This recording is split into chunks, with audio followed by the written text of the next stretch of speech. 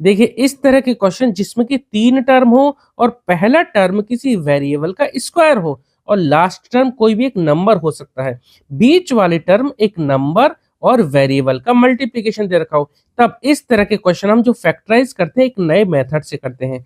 बहुत ही आसानी से इसको सॉल्व करेंगे। चलिए एनसीईआरटी न्यू बुक से क्लास 8th का चैप्टर नंबर 12 में फैक्टराइजेशन एग्जाम्पल नंबर 9 करेंगे।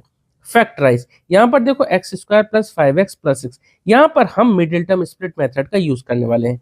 कैसे करते हैं चलिए करते हैं। जैसे देखो पहली और लास्ट टर्म इनको हमें नहीं छेड़ना है, इनको ऐसे ही रहने देना है। एक्स स्क्वायर को ऐसे ही रहने दिया और जो लास्ट टर्म है प्लस 6 इसको ऐसे ही रहने देना है।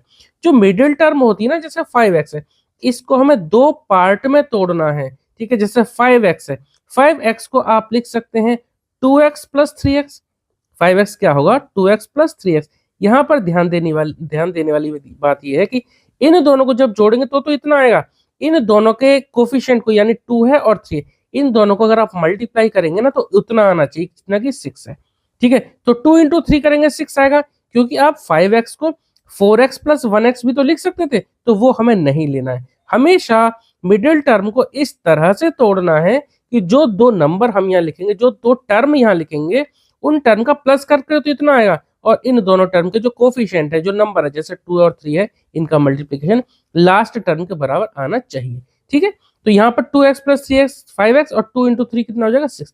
अब हमें यहाँ से दो पेयर बन जाएंगे, यानी एक पेयर ये बन गया और एक पेयर ये बन गया और कॉमन लेना है, बहुत आसानी से सॉल्व हो जाएगा। चलिए इन दोनों से कॉमन लेंगे तो देखो एक्स स्क्वायर का मतलब क्या है, एक्स स्क्वायर का मतलब है x into x plus 2x का मतलब तो 2 इंटू एक्स है। चलो कोई बात नहीं, ऐसे ही लिख देते हैं एक बार। तो 3x को हम लिख दिया 3x प्लस 6 को क्या लिख सकते हैं, 6 को हम लिख सकते हैं 3 इंटू 2।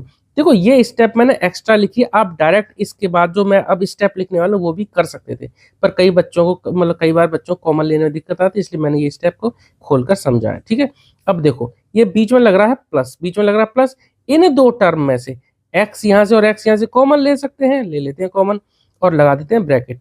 एक x ले लिया, क्या बचा x बचा, प्लस यहाँ से x बाहर ले चुके हैं, क्या बचेगा 2 बचेगा, प्लस अब देखो इन दोनों टर्म से क्या कॉमन लिया जा सकता है, यहाँ 3 है यहाँ भी 3 है, तो 3 कॉमन ले लेते हैं बाहर और ब्रैकेट लगा देते हैं। 3 ले चुके हैं बाहर, क्या बचा x बचा, x लिख देते हैं, प्लस यहाँ 3 ले चुके हैं बाहर, क्या बचा 2 बचा, 2 लिख देते हैं।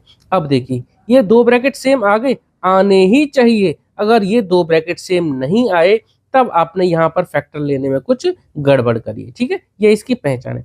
अब ये दो ब्रैकेट आ गए सेम, चलिए बहुत अच्छी बात है। अब जो दो ब्रैकेट सेम है उसको हम एक बार लिख देंगे, ब्रैकेट में हमने लिख दिया x प्लस 2 और अगले ब्रैकेट में यहाँ जो बचता है और यहाँ इस ब्रैकेट से पहले जो बचता है उनको लिख देंगे। ठीक है, क्वेश्चन हमारा कंप्लीट हो गया। इस स्टेप को आप ऐसे भी समझिए, जब हमने ये दो कॉमन ले लिए तो ब्रैकेट लाएंगे, इसमें क्या मल्टीप्लाई हो रहा है x, वो लिखा, इसमें क्या मल्टीप्लाई हो रहा है 3, तो वो लिखा हमने। इसको आप ऐसे भी समझ सकते हैं। ठीक है, तो क्वेश्चन हमारा कंप्लीट हो गया। उम्मीद करता हूँ आपको सब समझ में आया होगा। अगर आपका कोई डाउट है तो प्लीज आप कमेंट सेक्शन में जरूर पूछें। और हाँ, इस चैप्टर के सभी क्वेश्चंस को हम डिटेल में कंप्लीट कर चुके हैं, तो आप प्लेलिस्ट जरूर चेक करना। प्लेलिस्ट कहाँ मिलेगी आपको, डिस्क्रिप्शन बॉक्स जब आप चेक करेंगे तो वहाँ इस चैप्टर के प्लेलिस्ट की लिंक आपको मिल जाएगी। चलिए मिलते हैं नेक्स्ट वीडियो में। Okay, thank you.